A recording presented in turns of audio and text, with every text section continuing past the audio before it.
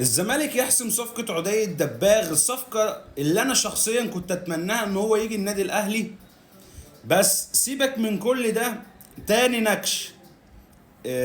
طبعا شفنا التقديمة بتاعت عدي الدباغ، إن هو عنده مكالمة فايتة ما ردش عليها من رقم آخره 1907 اللي هو تاريخ تأسيس النادي الأهلي، وجاله مكالمة من رقم آخره 1911 اللي هو تاريخ تأسيس نادي الزمالك، ورد على المكالمة وقال أنا اخترتكم انتوا نادي كبير ونادي تاريخ، وأنا كان من زمان مستني المكالمة دي. معنى كده إن هو لما جاله مكالمة الأهلي ما ردش عليها، إحنا الملوك وإحنا الزمالك وبتاع.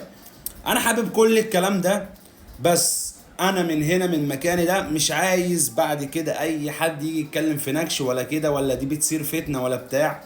طالما احنا دخلنا في الاطار ده وانت بتعمل كده، يبقى هو الموضوع كله نكش وهزار وعشان نجيب مشاهدات والكلام ده، وعشان الناس تضحك وتتكلم في الموضوع شوية مش اكتر.